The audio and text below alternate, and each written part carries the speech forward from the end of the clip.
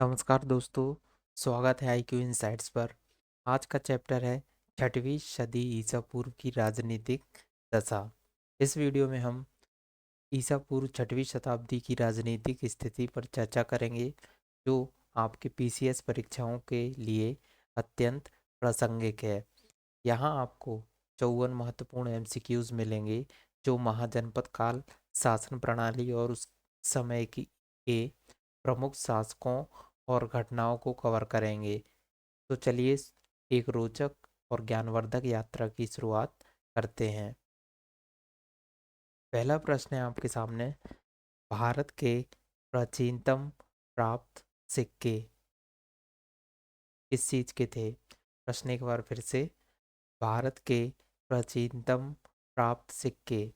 विकल्प है आपके सामने, तांबे के थे, सोने के थे, रांगा के थे या चांदी के थे। ये सारे धातुओं के नाम हैं। आइए देखते हैं।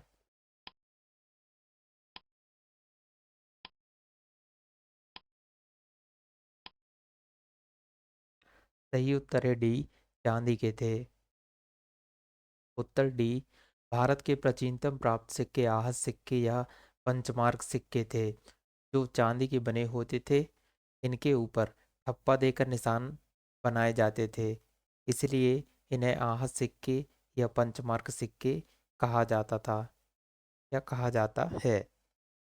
अगला प्रश्न है, निम्नलिखित में से कौन सा सुमेलित नहीं है? अंग, चंपा, कोसल, अहिच्छत्र, वत्स, कौशाम्बी, मत्स्य, विराटनगर। निम्नलिखित में से सुमेलित कौन नहीं है? दोस्तों, इनमें से हमें देखना है कि कौन सा एक सुमेलित नहीं है।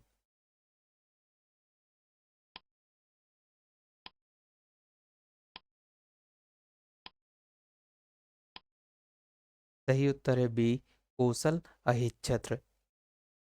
उत्तर बी, कोसल महाजनपद की राजधानी साकेत तथा श्रावस्ती थी। उत्तरी पंचाल की राजधानी अहिच्छत्र और दक्षिणी पंचाल की राजधानी कामपिल्य थी। शेष सभी विकल्प सही सुमेलित हैं। अगला प्रश्न है, सूची एक तथा सूची दो को सुमेलित कीजिए तथा सूचियों के नीचे दिए कूट की सहायता से सही उत्तर चुनिए। सूची एक में राजा के नाम है और सूची दो में राज्य के नाम है। राजा प्रद्योता, उदयन, प्रसेनजित, अज्ञातशत्रु। सूची दो राज्य की है, जिसमें मगध, वत्स, अवंती और कौशल। विकल्प है आपके सामने, वन ए का 1 2 3 4, बी 4 3 2 1, सी है 3 2 4 1 और डी है 4 1 3 2।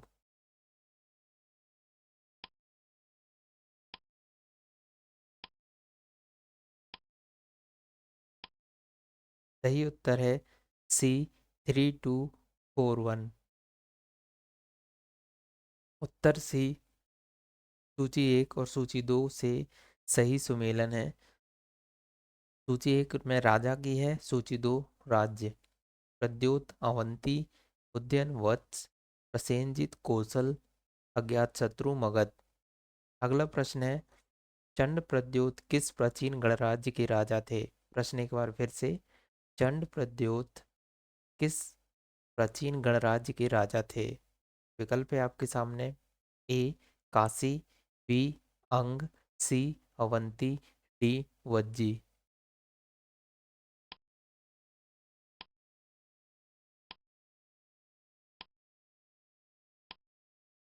सही उत्तर है सी, अवंती।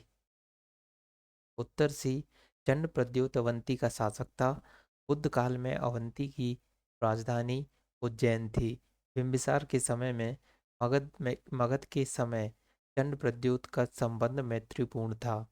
एक बार प्रद्योत के पांडुरोग हो पांडुरोग से ग्रसित होने पर बिंबिसार ने अपने राजवैद्य जीवक को उसके उपचार के लिए भेजा था। अगला प्रश्न है, अभिलेखी साक्ष्य से प्रकट होता है कि नंद राजा के आदेश से एक नहर खोदी गई थी। प्रश्न एक बार फिर से देखिएगा दोस्तों, अभिलेखी साक्ष्य से प्रकट होता है कि नंद राजा के आदेश से एक नहर खोदी गई थी। कहाँ खोदी गई थी? विकल्प है ए अंग में, बी बंग में, सी कलिंग में, डी मगध में।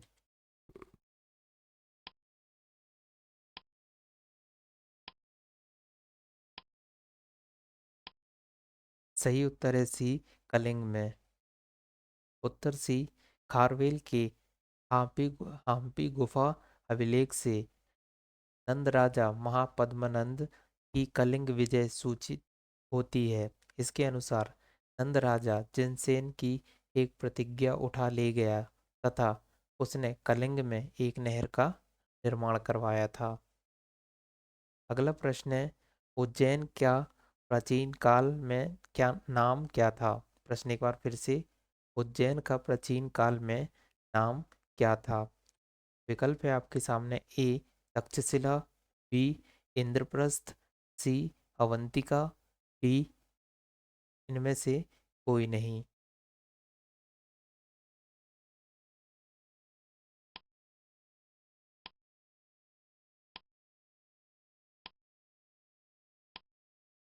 सही उत्तर है सी अवंतिका। उत्तर सी मध्य प्रदेश के मालवा संभाग में स्थित उज्जैन को भारत के प्राचीन ऐतिहासिक नगरों में गिना जाता है। यह 16 महाजनपदों में से एक अवंती की दो राजधानियों में से एक थी। उत्तरी अवंती की राजधानी उज्जैन तथा दक्षिणी अवंती की राजधानी माहिष्मती था। अवंती को अवंतिका भी कहा जाता था। अगला प्रश्न है, निम्नलिखित मानचित्र में प्राचीन भारत में पाए जाने वाले 16 महाजनपदों में से चार दर्शाए गए हैं। ये चार दर्शाए गए हैं जो मैप में, वो क्रमशः हैं ए बी सी डी। इसमें अंकित करना है स्थलों के नाम। तो आइए देखते हैं विकल्प क्या है। ए विकल्प है मत्स्य, चेदी, कौशल और अंग। या सूरसेन, अवंती, वत्स, मगध। मत्स्य, अवंती, वत्स, अंग। सूरसेन, चेदी, कौशल, मगध।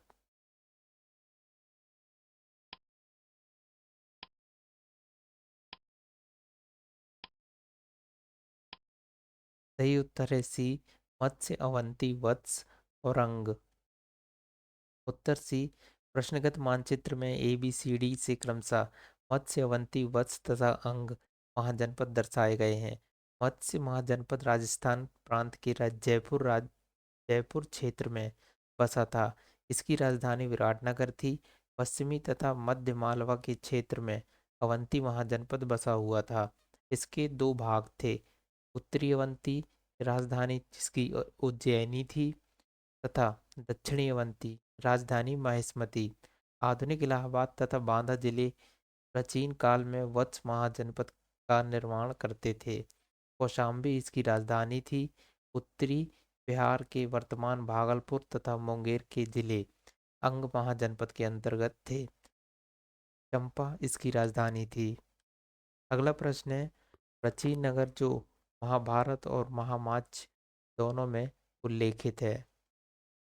विकल्प है मध्यमिका नगरी, करकोट, विराटनगर जो कि वैराट में है, रैड़।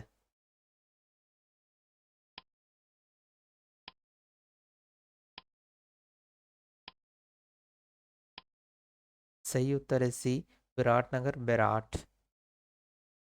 सही उत्तर सी है, स्पष्टीकरण है इसका। विराटनगर बैराठ का उल्लेख महाभारत और महामाच दोनों ग्रंथों में मिलता है। महाभारत में यह पांडवों के अज्ञातवास की प्रमुख स्थली के रूप में वर्णित है, जबकि महामाच में इसे ऐतिहासिक और सांस्कृतिक दृष्टि से महत्वपूर्ण माना गया है। अगला प्रश्न है, पाटलिपुत्र के संस्थापक थे। विकल्प है ए उदयन, बी बिंबिसार, सी अशोक, डी महापद्मनंद।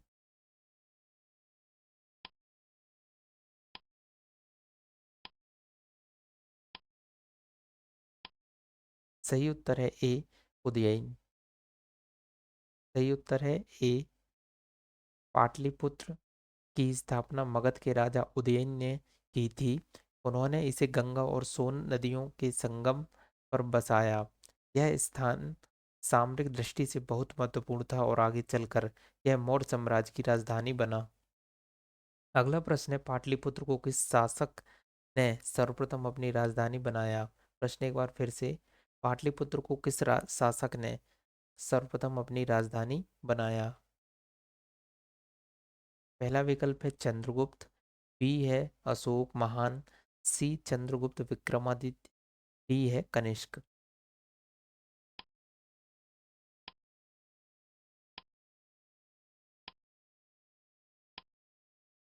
सही उत्तर है ए, चंद्रगुप्त मौर्य। चंद्रगुप्त मौर्य ने पाटलिपुत्र को मौर्य साम्राज्य की राजधानी बनाया। हालांकि पाटलिपुत्र की स्थापना उदयन ने की थी, लेकिन यह चंद्रगुप्त मौर्य के शासनकाल में एक प्रमुख राजनीतिक और प्रशासनिक केंद्र के रूप में विकसित हुआ। बाद में उनके उत्तराधिकारी अशोक महान के शासनकाल में यह और भी अधिक समृद्ध और प्रसिद्ध हुआ। अगला प्रश्न है, मगध साम्राज्य की राजधानी पाटलिपुत्र के बारे में निम्नलिखित में से कौन सा कथन सत्य है?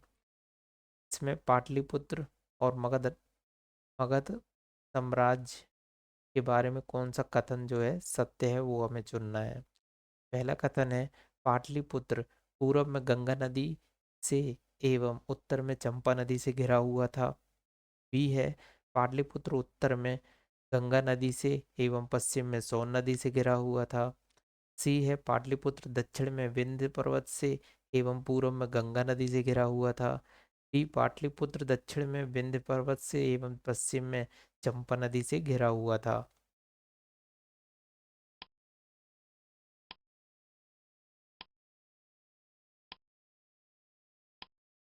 सही उत्तर है बी, पाटलिपुत्र उत्तर में गंगा नदी से एवं पश्चिम में सोन नदी से घिरा हुआ था। उत्तर बी, प्राचीन पाटलिपुत्र जो कि आधुनिक पटना उत्तर में गंगा तथा पश्चिम में सोन नदी से घिरा हुआ था। अगला प्रश्न है, निम्नलिखित में से किस राजा ने पाटलिपुत्र बसाया था? पाटलिपुत्र बसाने वाले राजा का नाम है, अब वो कौन राजा है वो चुनना है हमें। विकल्प है ए शिशुनाग, बी बिंबिसार, सी अज्ञातशत्रु, डी उदयन।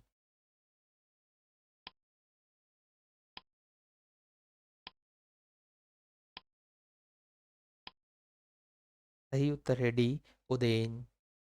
अगला प्रश्न है, किस शासक द्वारा सर्वप्रथम पाटलिपुत्र की राजधानी के रूप में चयन किया गया? प्रश्न एक बार फिर से, किस शासक द्वारा सर्वप्रथम पाटलिपुत्र का राजधानी के रूप में चयन किया गया था? विकल्प है ए अज्ञातशत्रु द्वारा, बी कालाशोक द्वारा, सी उदयन द्वारा, डी कनिष्क द्वारा।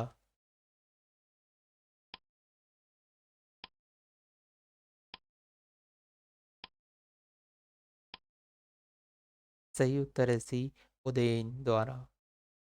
अगला प्रश्न है, उदयन वासवदत्ता की दंतकथा संबंधित है। प्रश्न एक बार फिर से, उदयन वासवदत्ता की दंतकथा संबंधित है। विकल्प है आपके सामने, उज्जैन से, मथुरा से, माहिष्मति से, कौशाम्बी से।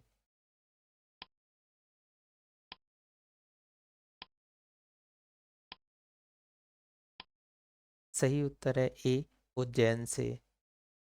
उत्तर ए, उदयनी वासवदत्ता की दंतकथा उज्जैन से संबंधित है। इस कथा को महाकवि भास ने अपने नाटक स्वप्न वासवदत्तम में वर्णित किया है। इस नाटक में वत्स नरेश उदयन तथा अवंती नरेश प्रद्योत की पुत्री वासवदत्ता की प्रेम कथा का वर्णन है। ये कथा उस समय की है जब उदयन उज्जैनी के कारागार में कैद थे। अगला प्रश्न है, प्रथम मगध साम्राज्य का उत्कर्ष किस शताब्दी में हुआ था? प्रश्न एक बार फिर से, मगध प्रथम मगध साम्राज्य का उत्कर्ष किस शताब्दी में हुआ था? विकल्प है आपके सामने, ए ईसा पूर्व की चौथी शताब्दी, बी ईसा पूर्व की छठी शताब्दी, सी ईसा पूर्व की दूसरी शताब्दी, डी ईसा पूर्व की पहली शताब्दी।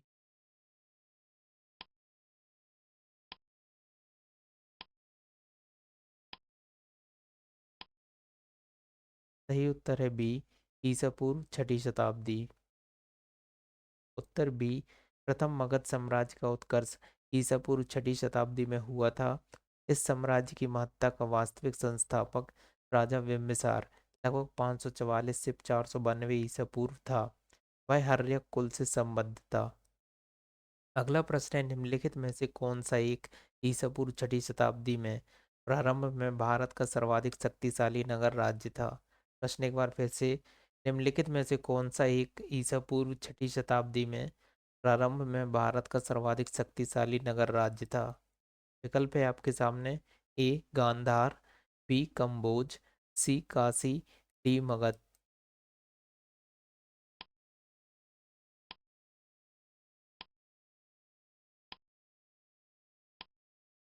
सही उत्तर है डी मगध। उत्तर डी, ईसा पूर्व छठी शताब्दी के प्रारंभ में मगध भारत का सर्वाधिक शक्तिशाली नगर राज्य था। कई जातकों में इसके समकालीन शहरों की अपेक्षा इसकी समृद्धि एवं संपन्नता का साक्ष्य मिलता है। मगध की कौशल अंग और काशी की लंबी प्रतिद्वंद्विता थी। इनमें सर्वोच्चता के लिए लंबा संघर्ष चला और मगध अंततः सफल रहा। अगला प्रश्न है, प्रारंभिक गणतंत्र में से कौन सा नहीं था। प्रश्न एक बार फिर से, प्रारंभिक गणतंत्र में कौन सा नहीं था। विकल्प है आपके सामने, ए शाक्य, बी लिच्छवी, सी यौधेय, डी उपर्युक्त सभी।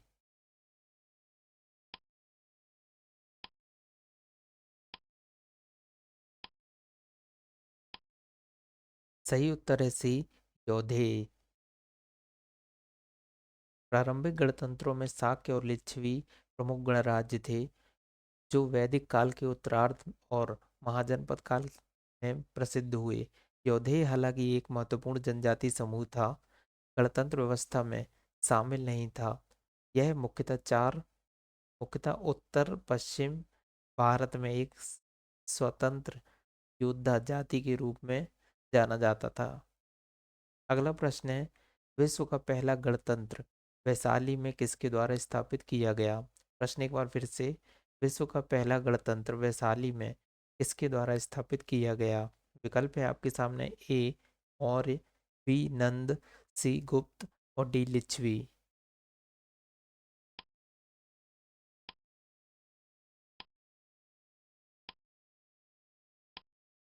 सही उत्तर है डी लिच्छवी।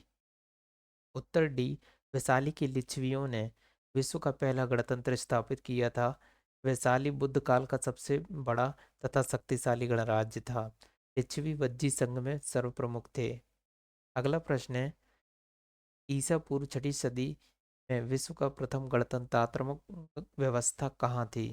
प्रश्न एक बार फिर से, ईसा पूर्व छठी सदी में विश्व की प्रथम गणतंत्रात्मक व्यवस्था कहाँ थी। विकल्प है आपके सामने, वैशाली, एथेंस, स्पार्टा या पाटलिपुत्र।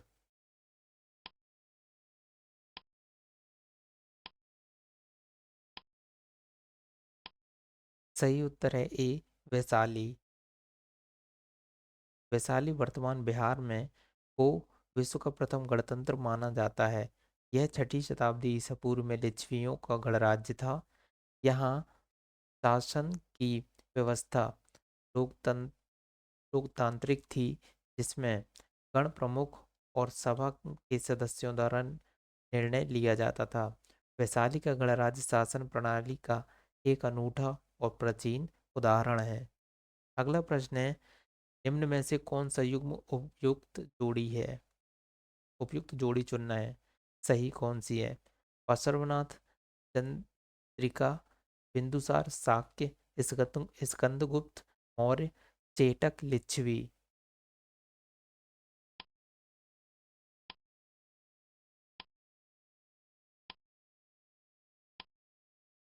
सही उत्तर है डी, चेटक लिच्छवी।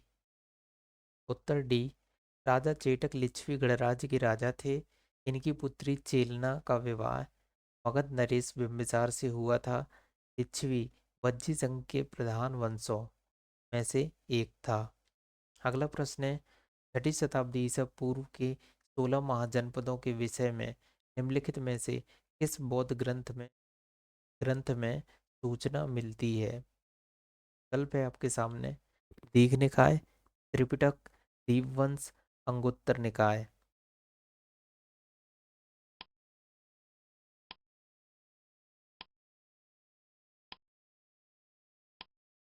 सही उत्तर है डी, अंगुत्तर निकाय। उत्तर डी, बौद्ध ग्रंथ अंगुत्तर निकाय में छठी शताब्दी ईसा पूर्व के 16 महाजनपदों की सूचना मिलती है, जो इस प्रकार है।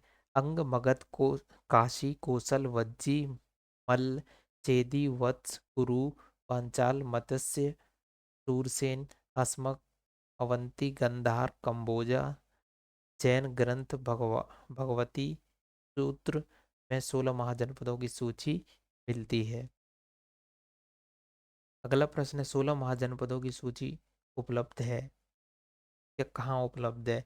ए, महाभारत में, बी, अंगुत्तर निकाय में, सी, छंदोग्य उपनिषद में, डी, संयुक्त निकाय में।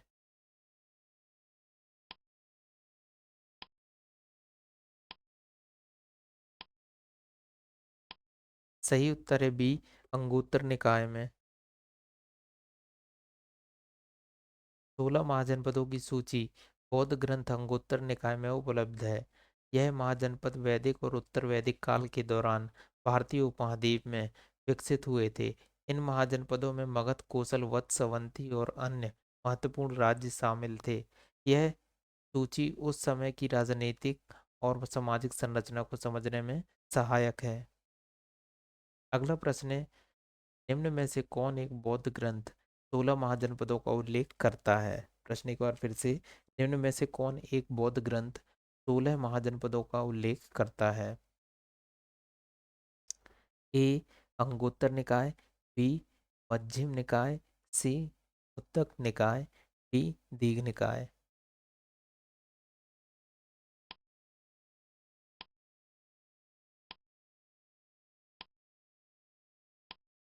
सही उत्तर है ए, अंगुत्तर निकाय। अंगुत्तर निकाय, जो बौद्ध साहित्य के सूत्र पिटक का हिस्सा है, में 16 महाजनपदों का उल्लेख किया गया है। इस ग्रंथ में प्राचीन भारत के उन 16 प्रमुख राज्यों का वर्णन है जो महाजनपद काल के दौरान राजनीतिक और सांस्कृतिक केंद्र थे। अगला प्रश्न है, महाजनपद युग के 16 महाजनपदों के नाम बौद्ध साहित्य में प्रात प्रातुल्लिखित मिलते हैं। निम्नलिखित में से किन महाजनपदों के नाम पाणिनि की अष्टाध्यायकर में उल्लिखित हैं? अष्टाध्यायी है शायद दोस्त, एक मिनट चेक करता हूँ।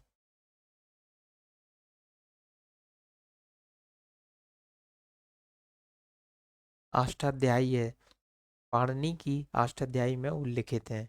ए, मगध, बी, अस्मक, सी, कंबोज, डी, चेदी, ई, वत्स। नीचे दिए गए कूटों में से सही उत्तर चुनिए। पहला विकल्प है ए बी सी, दूसरा विकल्प है डी और ई, तीसरा विकल्प है सी, डी और ई, और चौथा विकल्प है ए, सी, डी और ई।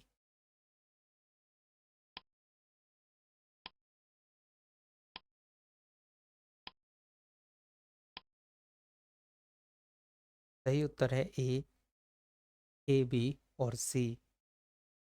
उत्तर ए, पाणिनि संस्कृत भाषा के सबसे बड़े व्याकरण हुए हैं। इनका जन्म तत्कालीन उत्तर पश्चिम भारत के गांधार में हुआ था। इनके व्याकरण का नाम अष्टाध्यायी है। अष्टाध्यायी में 8 अध्याय, लगभग 4000 सूत्र हैं। पाणिनि ने अपने अष्टाध्यायी में 22 महाजनपदों का उल्लेख किया है। इनमें प्रमुख हैं मगध, अश्मक, कंबोज, गांधार, सूरसेन आदि। बौद्ध ग्रंथ अंगुत्तर निकाय और जैन ग्रंथ भगवती सूत्र में 16 महाजनपदों की सूची मिलती है। अगला प्रश्न है, निम्न में से किन ग्रंथों में प्राचीन भारत के 16 महाजनपदों, षोडश महाजनपद की सूची मिलती है। नीचे दिए गए कूट से सही उत्तर का चयन कीजिए। ए है अर्थशास्त्र, पहला विकल्प। दूसरा है अंगुत्तर निकाय। तीसरा है दीघ निकाय। चौथा है भगवती सूत्र। विकल्प है आपके सामने। ए 2 और 4, बी 2, 3, 4, सी 1 और 2, डी 1, 2 और 3।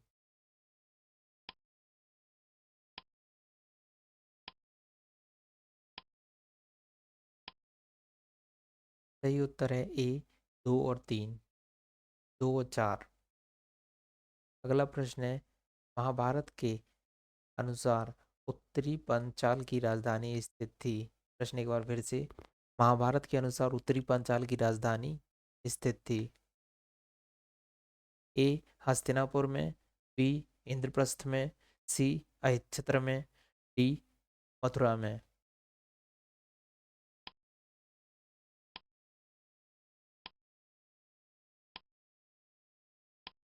सही उत्तर है सी अहिच्छत्र में।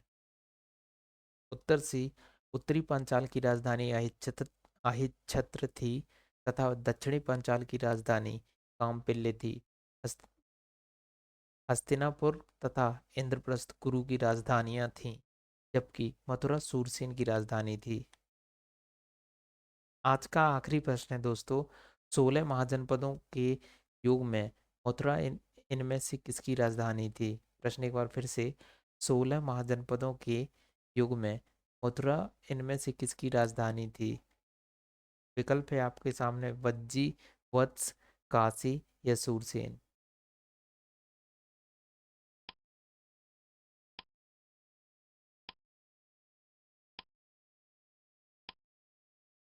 सही उत्तर है डी सूरसेन। धन्यवाद दोस्तों, आपका इस क्विज वीडियो में जुड़ने के लिए धन्यवाद। उम्मीद है आपने इसे एंजॉय किया होगा और आपके ज्ञान में भी वृद्धि हुई होगी। अगर आपको वीडियो पसंद आया हो तो इसे लाइक करना ना भूलें। अपने दोस्तों के साथ शेयर करें और नए अपडेट के लिए चैनल को सब्सक्राइब जरूर करें। अगले वीडियो में फिर मिलेंगे, तब तक के लिए कीप लर्निंग और keep growing. Thank you and take care.